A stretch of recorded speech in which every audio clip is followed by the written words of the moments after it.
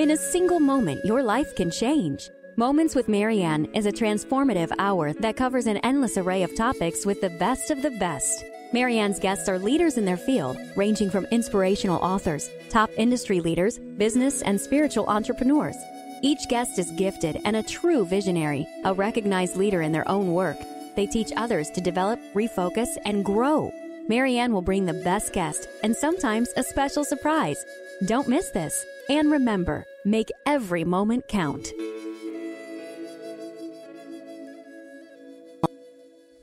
Welcome to Moments with Marianne. Today, my special guest, and gosh, I'm so excited he's on the show, is Don Miguel Ruiz Jr. He is the author of the new book, The 5 Levels of Attachment, Toltec Wisdom for the Modern World. Welcome to the show. Thank you so much, Marianne. Thank you so much for having me on your show. Well, thank you. I appreciate you being here.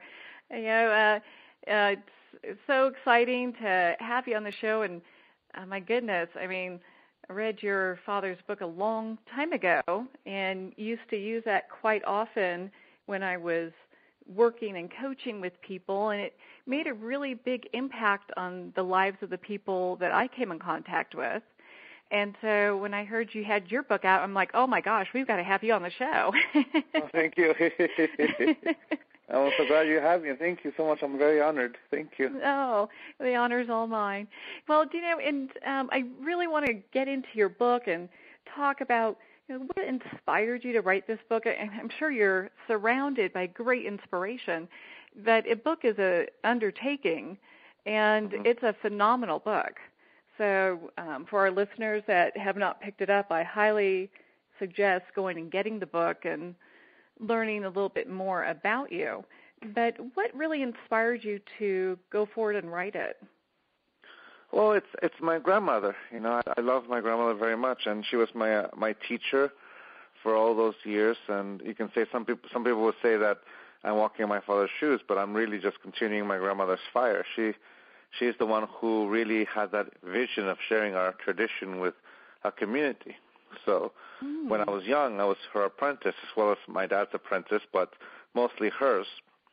Uh-huh. And, basically I helped her by, translating her lectures, her prayers, like whenever she had a consultation, I would help her out. And she would always teach me in this way. And when I was young, she would teach me about attachment and detachment. And she would use the imagery of, she grew up Catholic, so she used that imagery of Dante's Inferno to describe, how attached we got. So, but for me, when I was young, there's the element that, we rebel against the tradition when we're young and believe that something like this belongs in the museum, or what does that have to do with my life? There's a perception of a young man or a teenage boy in that instance.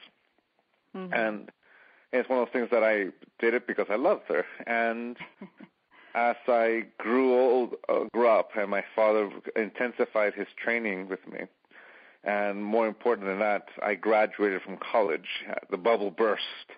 And, you entered real life, when all of a sudden it's not about the grades you get. It's all about, responsibilities. It's you have life experiences, you have relationships, you have friends, you have this desire of creating something, and all of a sudden it's not structured the way you're used to in school.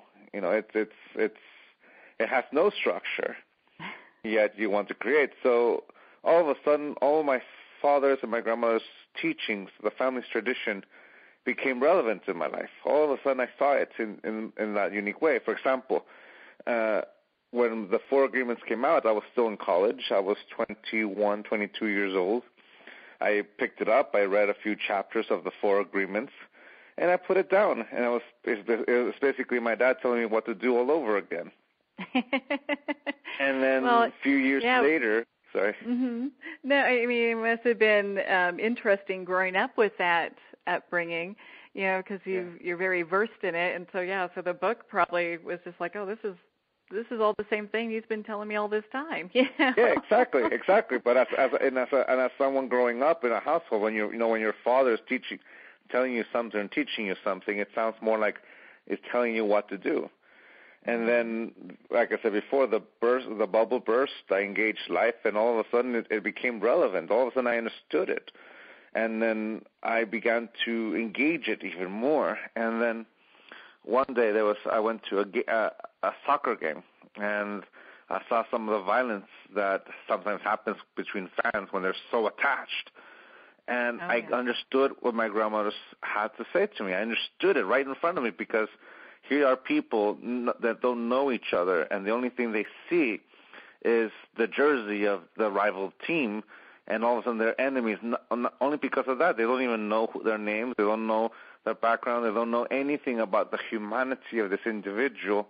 They only see a symbol that they do not agree with, and because of that, they fail to see the humanity of an individual. And all of a sudden, my grandmother's teachings became right vivid in front of me, and I understood it. So in the book, I used examples of a soccer analogy to describe that, but I can translate it to anything in life. I can translate it to being fanatical about the Toltec tradition, politics, religion, even the way we eat, and all of a sudden that beautiful traditions get distorted. So that's when I had the desire to write about it. And you can say that coupled with that moment of my grandmother, when my father asked me to help my grandmother face her fear of death, or at least that's what my father said. My grandmother gave me this look of saying, "Oh, really?" So she just gave me that look. I'm like, okay. Yeah. And then at a moment, I basically explained the 5 levels of attachment, and I understood it. And from then, this is in 2008, I began to write it. And then in 2013, it came out. So after 4 drafts of the manuscript, I was able to put it in a language that not only I can understand, but someone else can understand as well. So I felt that it was really simple, and kind of it makes it really easy to grasp. You know, it wasn't a very convoluted book. It really came from a very fresh perspective, and I really like how you wrote this. Oh, thank you. Yeah, definitely, and how inspiring to have, you know, your grandmother give you that education and work with you. I was really close to my great-grandmother as well, so there were some things that she had told me along my journey, and you know, and it was fabulous having that kind of influence. So, well, there's a certain magic that comes with growing up with our elders, you know, with our ancestors right in front of us. Definitely. There's that level of, because even when we're young and we're not ready to listen, we're engaging them because we love them, and that's when seeds blossom. And then when life teaches us, those seeds really just sprout and really begin to engage us and shift our perception of life. And everything we learned when we were young, like that one book, everything I needed to learn, I learned in kindergarten. It's true. We learned it in that stage, and we learned it by engaging the people we love. Yeah, and then from there, drawing what our reality would then end up being shaped like. You know, as far as what it is that we are choosing to believe about the world, about ourselves, and I really like how you've left all that open. You're taking away those barriers, so that, you know, as we're going through our processes, we can look at, you know, your book as really as a guide for, okay, where am I at in my process, you know, and it really kind of helps to gauge, you know, kind of what level we are in a certain situation or belief or what have you. And I'm probably getting a little ahead of ourselves, because I have some questions here I'm sure our listeners would love to hear more about in regards to your book. You explain that you talk about the smoky mirror. Can you explain that for our listeners? Sure. In the Toltec tradition, as far as is taught in my family, The smoky mirror, also known as Tezcatlipoca, is that human being that becomes aware all of a sudden that we are all light, that we are all one, you can say. Mm-hmm. But the more attached we are, you can say, to our beliefs, to ideas, that knowledge becomes smoke that doesn't allow us to see beyond the tips of our nose, because you see, our perception, our awareness, we perceive 360 degrees around us. We're constantly perceiving life, and we take action. So in the Toltec tradition, the main function of the mind is to dream. We're perceiving and we're projecting. So Tezcatlipoca, the smoky mirror, is basically that human being that all of a sudden had an aha moment, a moment of clarity. In the caves that now, where the pyramid of the sun now sits in Teotihuacan, they had a moment with being able to see not only his own reflection in the water, but to be able to see himself just as he is, that moment of clarity. It's similar to that of an alcoholic or drug addict that all of a sudden becomes aware of what they've created. But in this situation, the addiction is to all those beliefs, all those ideas, especially those ideas that I need to be someone to live up to this image, or I have to live up to this image of perfection, or I have to live up to this belief system, this identity, and everything that constructs that identity. And instead of seeing ourselves for who we are, we see ourselves as a definition. This fog is me. This smoke is me. And all of a sudden he was able to see beyond that smoke for a moment of clarity.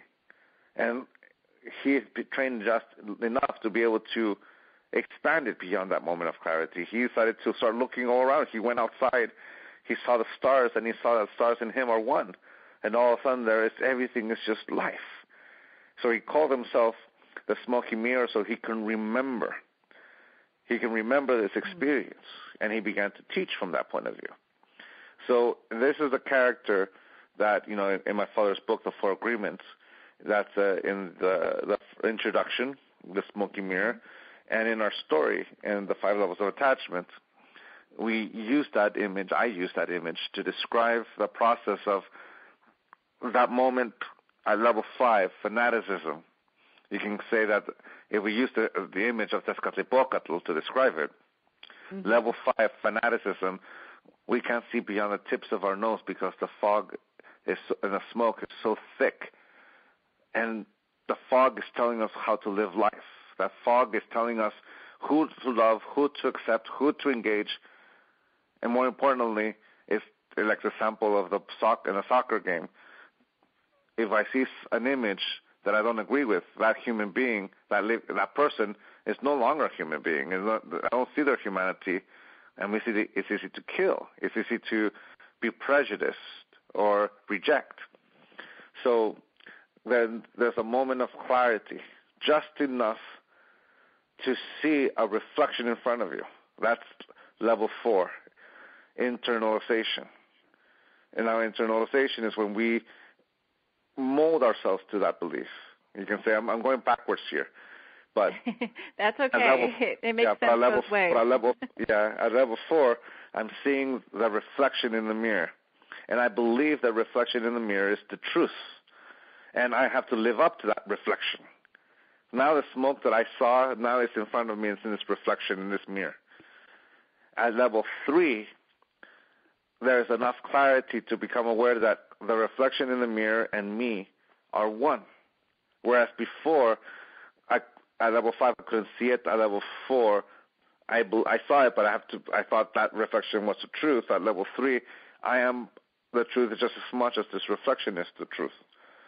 Then at level 2, I become aware that I am the truth, and the reflection in the mirror is just me. So that's level 2, preference. Level 3 being identity. That's why now reflection and me are one. And at level 1, the authentic self, I become aware that I am the truth completely, and that reflection is just an instrument that allows me to engage the world. In fact, there's never been 2 of me. There's just been one, and it's me. And I see myself as me, as one. That is so beautiful, and as opposed to, some people feel like, oh, I have to be a doctor or a lawyer, and their identity is wrapped around that. And if something shifts or changes, let's say they have an injury or the market changes and they can't work in a specific profession, I've seen where people feel like they've lost who it is that they are because they've never really connected in some way with that authentic self because they've been wearing the mask. So let's play with that image. Let's play with the image of the doctor, and we can see it in two ways. Let's use the 5 levels of attachment to see that. Let's use level 4 internalization and the image of the doctor, and like you described, at that moment, you have that image of being a doctor, and you have to be the perfect doctor. And perfect doctor is everything society is telling you to do, what your family told you to do, and what your patients are thinking of you, and most importantly, what you think of yourself as you should be. So every time you live up to that image, you are worthy of love. But if you fall short of that, then you're worthy of your own rejection. You're worthy of your own denial. You're worthy of your own judgment. Sorry, that's the word I was looking for. And because that's the thing. With our internalization, we can say we domesticate ourselves, which is another thing that's in the 4 agreements. Domestication is a system of reward and punishment by which we model the behavior of an individual. If we live up to the expectation, we are worthy of the reward. And since we are emotional beings, that reward feels like acceptance, like love. And if we don't live up to the expectation, we are worthy of the punishment, which feels like rejection. So this is the way we learn to love ourselves conditionally. So it becomes an obsession to live up to that image of a doctor, and we do our best to be a doctor to be that, be worthy of respect, be worthy of love. And that's obsession. Now, let's go down the levels of attachment to level 2 or 1. Let's do level 2, preference. I can be anything in life, but I enjoy practicing medicine, so I'm going to be a doctor, and I'm going to say yes to it. At that moment, what motivates me is passion, the thorough enjoyment of creating, of manifesting this dream. This desire to improve the craft is not like the motivator of conditional love that I have to live up to this image in order to be worthy. The motivator in that, when there's passion, is exactly that, passion. We enjoy doing what we're doing. At that point, we become phenomenally good because we thoroughly enjoy the whole process. It's like my hero, Tony Gwynn, from the San Diego Padres. He was a baseball player back when I was younger, in my pre-teens and teen years. He was a great batting average, great hitter, and he spent a lot of time practicing. And he says, I enjoy practicing because that's when I'm honing my skills. That's when I'm creating this craft that when I play, all I have to do is just let it all out. But the whole work is done at that moment. For example, I trained for half marathons, and I just ran for my second marathon. And the race itself is just but a race. But the whole work that leads up to being able to run that half marathon or full marathon this past 3 months. So we've been running this whole race for 3 months, and I've thoroughly enjoyed every moment. And that last day, and that race day, is the day that I allow myself to just let it all out. Go out there and enjoy it.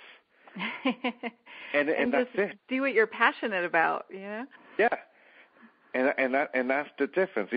Some people confuse passion with obsession, but it really is that separation. With passion, we're allowing life to flow. We're allowing the joy of being alive to create something to flow through us, whether it's music, whether it's writing, whether it's doing a radio show, whether it's parenting, whether it's just driving a truck. If we love it, we're enjoying every moment because we get to do it. Now, if we hate our job, if we don't like it, if I'm only a doctor only because my mom tells me that I have to, and I have to live up to her expectation, then there's no passion. That's an obsession to continuously run after that elusive carrot. And we're living our life through someone else's point of view and not our own. Oh, I can understand that very well. Years and years ago when I was in college, I personally thought, okay, I'll go into the nursing program because I want to help people. Well, that's really not a good idea because blood makes me pass out. So, yeah. And then I stuck with it because I was like, well, I've already decided and, tried to. And they're like, oh, you get used to it. That didn't happen. So, it took a while for me to find my way until I could find something that I am passionate about and I love doing. And for me, it's fun because, like, when people talk about going to work or working, it's not work for me. I enjoy just going and meeting people and helping people, the show, the other things that I do. And so it really, over time, I found my perfect niche. And it took a while to get there, but it's definitely the journey that I wanted to be on because all the things I learned along the way actually have helped me where I'm at this point in my career. So, it's funny because over the course of, I've met thousands of people in the work that I've done, and, a lot of times people would say how much they hate their job. And I would always think, well, go do something you love.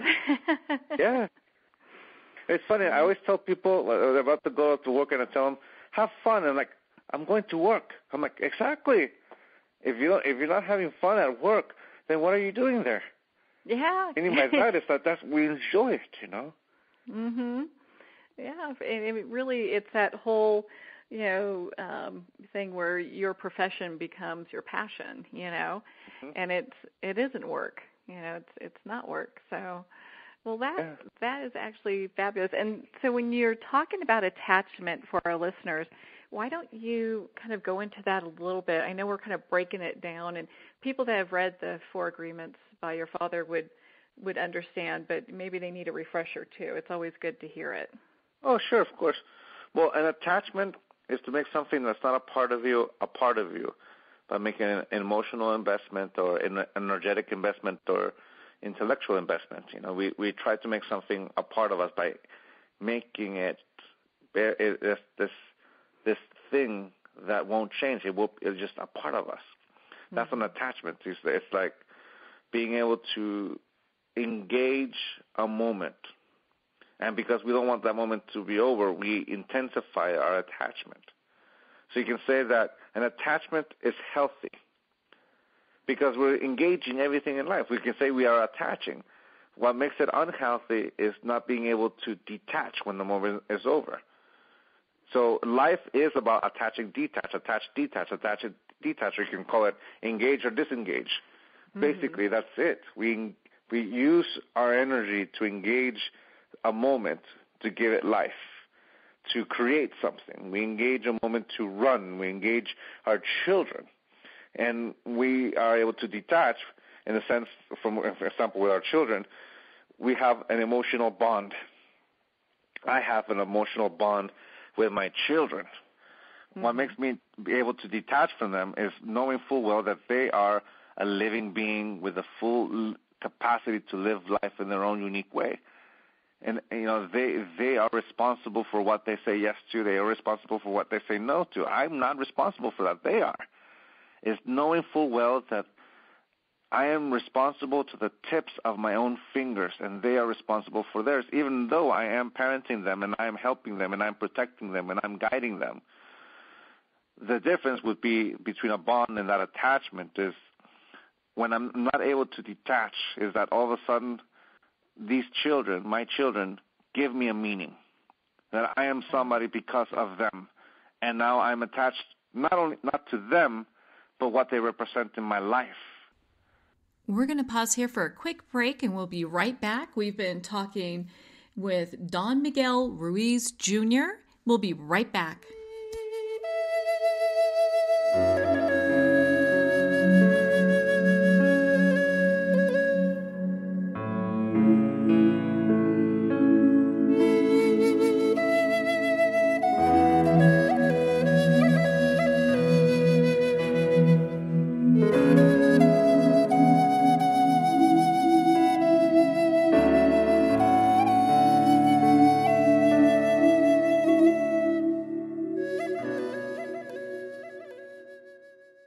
In 2012, after returning home from Iraq and Afghanistan, Sean Gobin hiked over 2,000 miles of the Appalachian Trail. Recognizing the therapeutic effects of long-distance hiking, Sean founded Warrior Expeditions, a veteran nonprofit therapy program that supports veterans transitioning from their military service by hiking America's national scenic trails. Equipment and supplies are provided, as well as assistance with job placement. For more info or to help support these veterans, visit warriorexpeditions.org. Internationally recognized and award-winning author Judy Goodman works and teaches outside the box of limited thinking. Working with people from every walk of life, her goal is to empower you to be the best you can be, no matter what the challenge is. Born with the gift of seeing beyond our normal vision, she has an extraordinary gift of working with every challenge. Teaching beyond conventional wisdom, her work is described as life-changing. Visit judygoodman.com. That's judygoodman.com.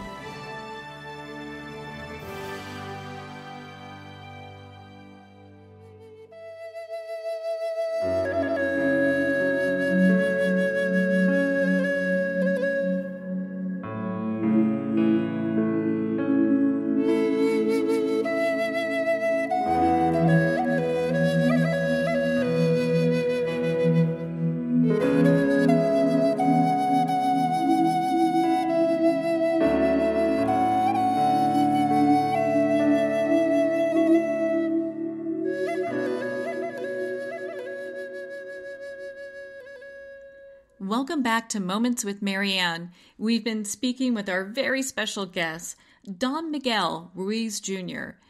So, Don Miguel, we've been talking a little bit about relationships and attachments. What about bonds? The bond is a bond is ever evolving. It changes. A bond between two people is basically two people who decide to be together. Be it in a romantic, be it by family, be it by friendship, be it by work, co-workers, co-creators. We engage one another. And because of that, we have an emotional attachment to them, or you can say an emotional bond to them. When we are so attached to them that we can't let go, that is when it becomes distorted. That's when we fear their actions, because now their actions represent us.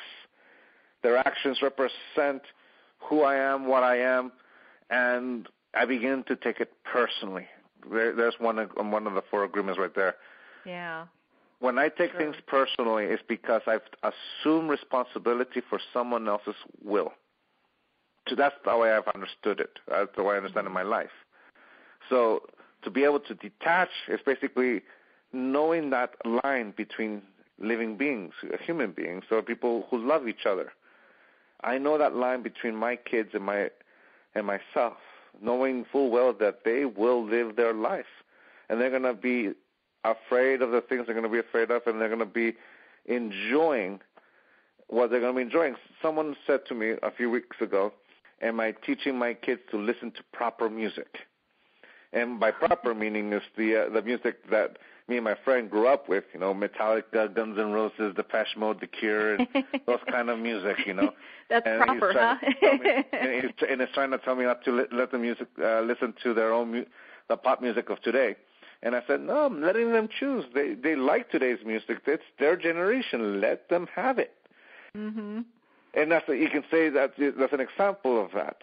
Let them be themselves. And it's something, as a parent, it's difficult because we want to protect them. But at the same time, when we overprotect them, they'll never experience life. They'll never know what their strengths are. So don't take it personal. Mm-hmm. It's basically, I don't take responsibility for the actions of another. I am responsible completely 100% about my own. An example, the way my father taught me this, and my dad does this all the time. He finds ways of teaching me with life, and not just by lectures, by actions. So one day we were on about 5 years ago, actually. We were in Rochester, New York, doing a presentation there. And the people who invited us to do the presentation put us in this nice hotel. And in the lobby of this hotel, there was a very nice restaurant. People were dressed formally, even though there was no sign that says suit and tie required. There was no sign like that. Just people that just happened to dress very nice. So we came back from the presentation, we saw the restaurant, and we went upstairs to freshen up, and we were going to meet downstairs. So I freshened up, I dressed nice. I went downstairs, and my dad comes down, and he's in his pajamas. He said, okay, let's go eat. You know, like, I'm mortified. I'm going, okay. I bit my lip. I'm not going to say something. I'm like, and he kept like, is there something the matter, Mikey? I'm like, no, nothing. It's kind of like goading me, right? Yeah, he's just waiting for you to say something. Yeah, exactly. I knew exactly what he was doing. Exactly. I knew he was trying to push my button. This is one of those moments of lesson.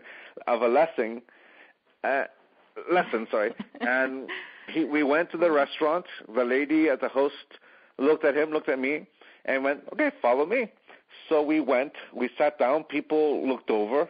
My dad was walking around with his pajamas, down. Looked at me and says, are you okay? Is something the matter? I'm like, nope. It's not bothering me. Nope. So we're ordering, and, I'm looking over. You can see I'm visibly a little perturbed, a little bit emotionally comfortable, maybe flustered, uncomfortable. Uh-huh. And then my dad says, are you sure that there's nothing wrong? If there's nothing wrong with the way I'm dressed? And as soon as he said that, I went, Pop, come on. We're at a very nice restaurant, and here you are dressed in pajamas. You look like one of those eccentric people. What are you doing, Pop? And he's like, and then he looked at me and says, Miguel, why aren't you letting me learn my own lesson? Oh, that was very clever. Yeah, he was basically right then and there saying, if I'm the one who's going to suffer the consequences of an action, why don't you let me have it? Mm-hmm. Why don't you let life teach me? Yeah. It's my lesson, and you've taken responsibility for my lesson, and you're the one punishing me now. And why? Because I'm reflecting, not because of what I'm doing, it's because you don't want to look silly in front of all these people. And I couldn't help it, but he was right. And that's how he taught me how not to take it personal. It doesn't mean that I don't love him. Of course, I'm loving him, and I'm going to help him whenever he asks me for help. Mm-hmm. But to become fully aware that he is responsible for his own will, just as my kids and just as I am. What a great way to bring that home, though. It's. Yeah. I mean, I could just imagine walking through the restaurant and he's in his PJs and and the whole thing, and to get to the end and hear that, it's like, oh, okay, it's almost like having an aha moment in some ways. Yeah, exactly. And if I was so attached, he would tell me this thing, but I wouldn't be able to see it. I'd be so upset at him. That attachment doesn't allow us to see beyond the tips of our nose. We only see what I want to see. And if I'm so attached that because he's my father, he reflects me in my actions so much to such a degree, then I won't see him as the human being with free will. I'll only see him as a character in my own life, whom I have to constantly model to live up to my expectation of him.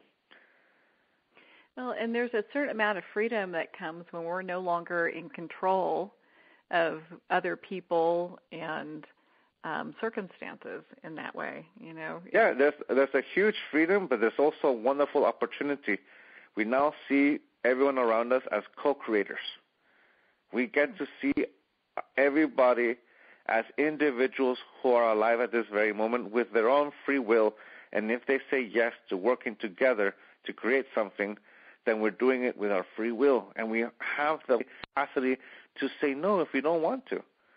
Everyone has the right to say no. Mm-hmm. To respect an individual is to be able to respect their no just as much as their yes. That's respect, and that respect I'm able to give because I respect my own yes and my own no, my own will. So there goes with being impeccable with my own word. Mm-hmm. The word the word is an empty symbol whose definition is completely subject to my own agreement. Every word we use has a meaning because of our mutual agreement of its meaning. That's how we understand each other. That's how language and culture and civilization and knowledge function. It's subject to agreement. To be impeccable with the word is to understand that the words we use have power, have meaning, because we give it power with our intent. The same energy I use to move my arms, to move my legs, is the same energy I use to create a thought. And if I like that thought, I can use my body to manifest it. So when I give my words, it's an expression of my intent, and they have power. So you can say the most simplest way to describe being impeccable is the choice between using my word to domesticate myself, to love myself conditionally, or to love myself unconditionally. You can say that's the difference between being impeccable with my word and not being impeccable with my word. That all of a sudden my word is used to create that conditional love in my life. Some people used to say to me that being impeccable with the word is to always say the truth. Well, here's the thing about that. Sometimes we say the truth with so much emotional poison that we're not being impeccable with the word, and we're still saying the truth, but with poison. And that is not being impeccable. So if you take it that step further, saying if we see the difference between using our word to create conditional love in our life or unconditional love in our life, we can see the difference between being impeccable and not being impeccable with our word. Well, and what a huge lesson that is, because from my personal experience and just people that I've come across along my path, I think being impeccable with our word towards ourselves is usually like the biggest challenge, because we can be nice with everybody else and what have you, but when it comes to us and it's like, I need to lose 5 pounds after the holays, or I'm having a bad hair day, or whatever, I don't like the way my career went, whatever the talk is, Yeah, exactly, and that's exactly it. It's in those moments that when we talk to ourselves, we can't give what we do not have. Mm-hmm. If we are not being impeccable with our own word with ourselves, then we're not respecting ourselves. That's really it. Are we using our word to respect who we are and what we are as living beings? Or are we not? And yes, we can fake it around other people, but we know the truth right in front of us. Mm-hmm. I think when most people take a hard look at that, and maybe it's just the people I've come in contact with, and even myself, there are times where I'm not, impeccable with my word with myself. I could be pretty hard on myself sometimes, going, I could have done that better, that talk, And that's the key. You see, when we're not aware, we just let that downward spiral continue to progress, that diatribe of self-judgment. But once we become aware of it, and that's when the 5 levels of attachment comes in, that it's just an instrument to become aware of where we are at this very moment, that how our attachment has reflected in our life. And once we become aware, the key thing is to become aware and make a choice. Mm-hmm. Do I still agree with it, or do I no longer believe in it? It's just like an alcoholic. It's like they have a moment of clarity. If they want to let go, it's a pivotal moment in life. But if they don't want to let it go, then just continue. And that's the thing. A moment of clarity is a pivotal moment in our life if we take action to change. But if we don't take action, it's just a thought that passes in the wind. So in that moment of clarity, in that moment of an aha, or when we become aware of that, like you were describing, how we judge ourselves or how that talk went, all that kind of thing, the way I look at myself when I look at myself in the mirror, we have a moment of clarity and we know we're doing it, and we have a choice to continue or to let it go. And that's where forgiveness kicks in. You see, my father has this saying, help me change the world. Not the world out there, but the world inside our mind. And I love to add to that saying, I can't change the world pretending to be something I am not. Ooh, that's good. Yeah, because if I'm pretending to be something I'm not, I'm already rejecting myself. But if I accept myself, this is the way I am. I am taking things personally. I do take things personally. Hello, my name is Don Miguel Ruiz Jr., and I do take things personally. I do make assumptions. I sometimes don't do my best. Sometimes I'm not impeccable with my word, and sometimes I'm not skeptical. I believe sometimes hook, line, and sinker. I stop pretending to be something I am not, but then I'm free. I read this book about not taking it personal, and I become aware that I have a choice. You see, I accept that I take things personally, and if I take it personal, it's because I want to take it personally. But I also know how not to take it personal. I am free to say yes to either one. And if I say yes to not taking it personal, that agreement becomes alive. And being impeccable with my word, it becomes alive when I say yes to it. You see, that's what an agreement is. The word agreement simply is a word that reflects the action of saying yes. And that's how I manifest and create. That's just beautiful. It really is. And you're you're 100% right about it being a choice, because it's like, how we choose to, I don't know if really show up in the world is what I'm trying to get at, but how we choose to, view ourselves, or, in just making the choice, saying, hey, when we hear this chatter, that I'm going to go ahead and, I'm not going to believe that. That's old, like, programming, it's the old stuff that we were taught, and, some of that is, and some of it's stuff we pick up along the way and choose to believe ourselves.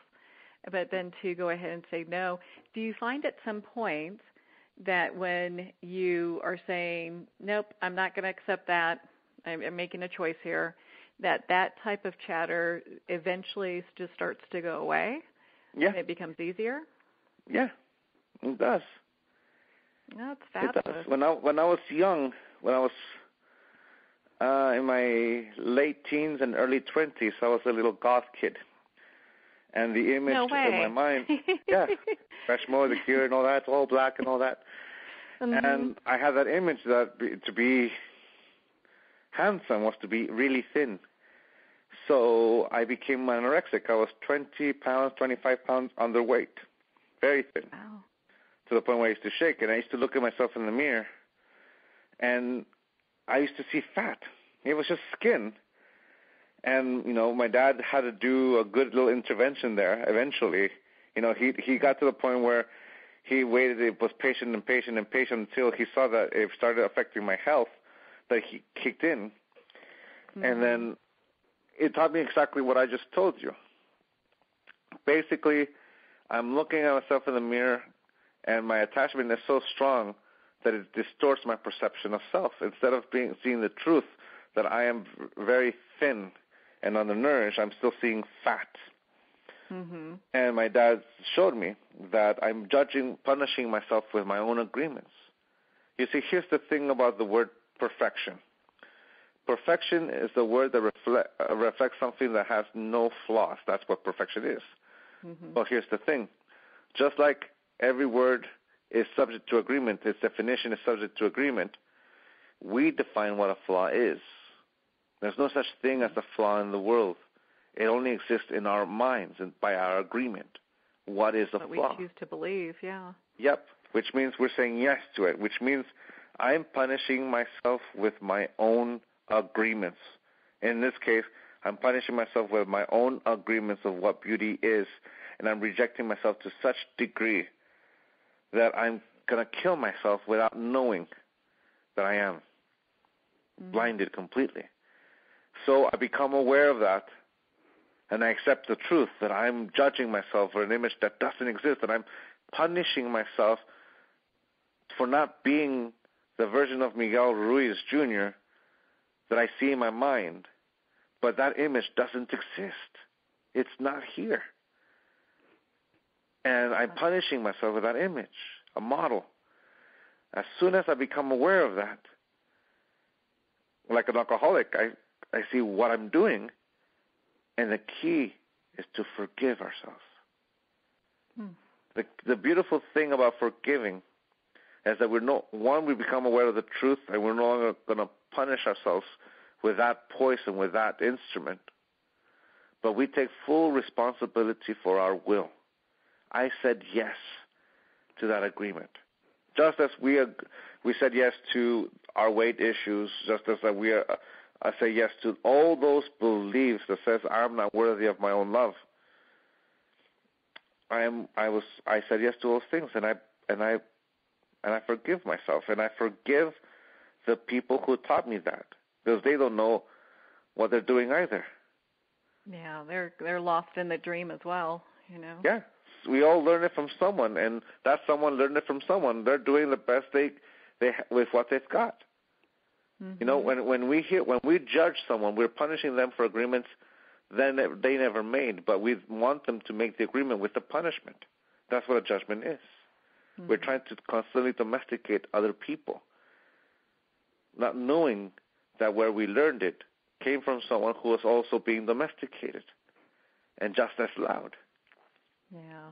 So forgiveness and practice makes the master. Here comes the fourth agreement, always do your best. Mm-hmm. For me, that particular agreement is the expression of unconditional love, the willingness to see yourself for who you are. The other day, I ran a marathon, and at mile 18, my hip flexor tightened. And at mile 21, it gave me one of the sharpest electrical shocks I've ever experienced. It was painful. Oh, wow. I couldn't run anymore, but I wanted to finish the marathon. Mm-hmm. So I detached and let go of the pace that I wanted to finish at. But I knew what I wanted to do, so I walked. I adapted to my situation. I could have judged myself, but I accepted the truth. At this very moment, I can't run. But I'm still able to walk, and that's my best at this moment. So I'm applying my best. And it simply means this.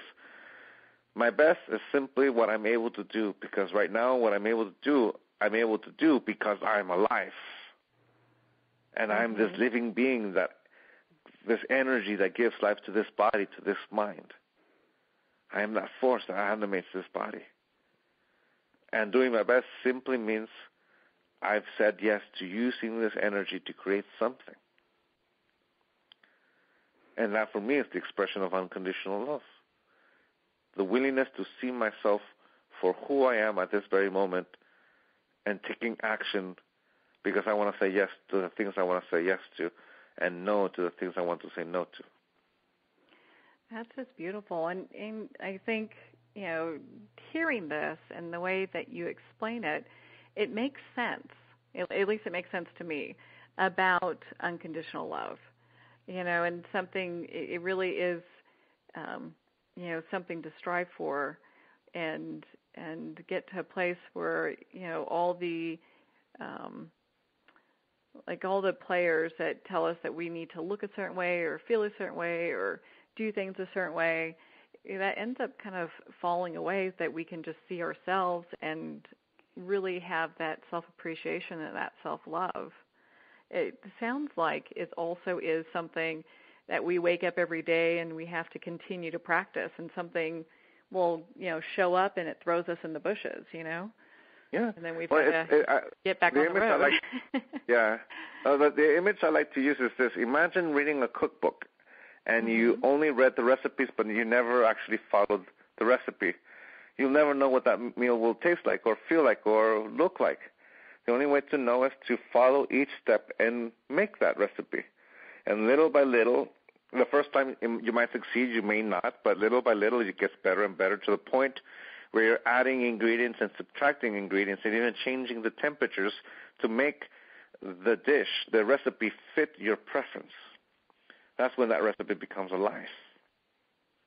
That's fabulous. Yeah, and it really is. I mean, just like you running marathons. I mean, you have that 3 months of practice. If I tried to go run a marathon today, they'd find me on the side of the road. Well, I trained for 3 months, and they almost found me, too.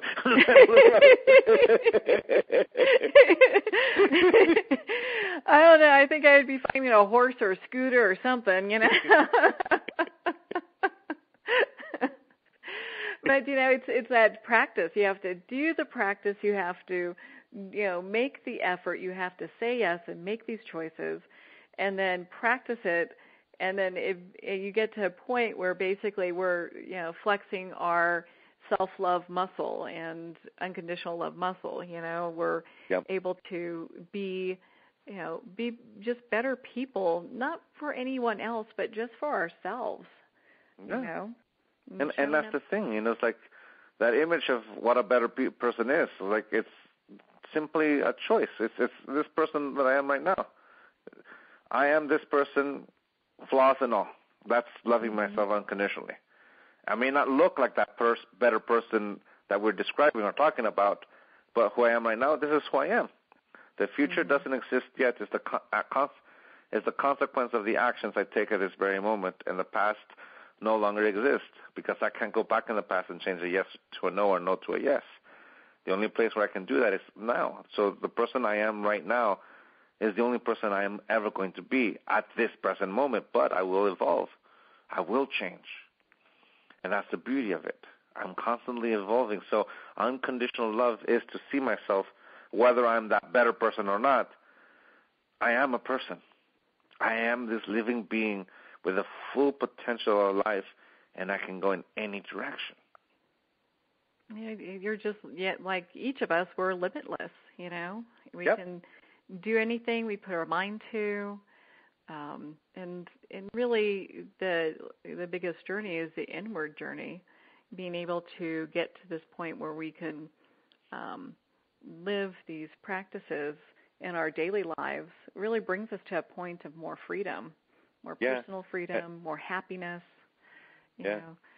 And since I touched on all the three agreements, let me just briefly touch on the fourth one, that don't make assumptions. To me, the way I describe that, when I understand it, is the Gestalt principle of closure. It's a psychological instrument that people use to create art and writing. It says this: if you draw a circle but you don't close it, the mind has the capacity to close it. Or if you draw two sides of a triangle, the mind has the capacity to imagine and project that third line. And the reason why is because the mind needs to know. And it needs to know because when we have all the information, we like it because it informs our choice. We take action based on what we perceive. And part of our knowledge is to know the whole story, which is to be informed. The more informed we are, the best our yes and our no will reflect. So an assumption is creating a projected storyline, that projected missing piece of the puzzle that allows us to understand the whole. Now, the danger with that is that we believe our assumptions and we take action based on what we believe in. So we take action based on a lie, and it tends to have an effect in our life. So if you can see that particular agreement and see it in a slightly different way, say, don't believe your assumptions. You can create all these potential stories, but always be aware that these are potential stories that allow me to see a projected possibility of what the truth may be. But when we're not attached to that, when the truth is presented, we're able to let it go. Sometimes those projections can become true, but most often than not, they're not. And if we're not attached that strongly to it, we're able to detach, and it just becomes a potential story, allowing the truth to be presented. Mm-hmm. And a lot of times, and when I would refer your father's book to many of the sales agents that reported to me, that was one of the things we would go over quite a bit. They would say, well, now it's not a good time to call this person. It's like, well, did they tell you? And the agent would go, well, no, it's lunchtime. So it's, we break it down to that's the story in their head, or it's not good time in breakfast, or, but I can see it's interesting that the stories that we make up to, have that closure, to complete the story, to make everything so it fits in the box that we want it so we can understand it better. But there's really no need for it. No, and that's the thing, since we're also emotional being, sometimes those missing pieces of information are based on our emotions. Mm-hmm. And since we believe them, well, then it begins to affect our life. And there comes a lot of our wounds that were self-inflicted. Mm-hmm. And then that is the story. Yep. It is. Yeah, it is the story there. My goodness, I can talk to you for hours, and I know that you have a lot of wonderful teachers in your life, but in your very own right, you are a master teacher. And I really, thank you. Definitely. Thank you. I mean, we could just sit here and talk for days, and I'm sure they would be easy to do. This time has flown by so fast. I'd love to have you on. I'll be honored. Thank you. Yeah, for sure. And I mean, there's just so much to explore. I mean, these principles are simple, but at the same time, there's so much information that we can explore on every level with these and how it relates to our lives now. And that's one of the most beautiful things I also think that you said during this. You talk about how you went to college and then real life happens. This isn't history. This is something that people can take now and information that's relatable to use now. So, well, for our listeners, you can definitely go to Don Miguel Ruiz Jr.'s website, and it's miguelruizjr.com. And I highly suggest you pick up his book and check out his events. Make sure to sign up for his newsletter and connect with him. And is there anything that you'd like to share, anything that's, because I know you have stuff going on all the time, so it's hard to keep track of all this. Yeah. But, well, my father just released a new book called The Toltec Art of Life and Death, and it's out now, available now. And my new book will be coming out in May, and it's called The Mastery of Self. Ooh. And, of course, we're doing some retreats here and there, so all those fall-out retreats and book information, you can find us on our website, miguelruiz.com, and my own miguelruizjr.com. Okay, awesome. Well, we'll definitely have you back on the show when your book is released. I'd love to chat with you about that and have you talk to our listeners again. You. Yeah. Hey, well, thank you. I look forward to it. Me too. It's been a great honor to have you on the show. Thank you so much. Thank you so much, Marianne. I really appreciate it. And happy holidays. Merry Christmas and Happy New Year. Yes, Happy New Year and Christmas to you too. And for all of our listeners out there, remember, make every moment count. Join us next time for Moments with Marianne, when host Marianne Pestana brings another inspirational gifted leader to help us grow. Tune in every second Sunday at 8 p.m. Eastern Time for Moments with Marianne, when the Dream Vision 7 radio network is at 1510 a.m. Boston. Or catch Moments with Marianne every Thursday and Friday at 5 p.m. and 5 a.m. Eastern Time by going to dreamvision7radio.com. To learn how Marianne started her business from the ground up, visit mariannepestana.com. Don't miss this, and remember, make every moment count.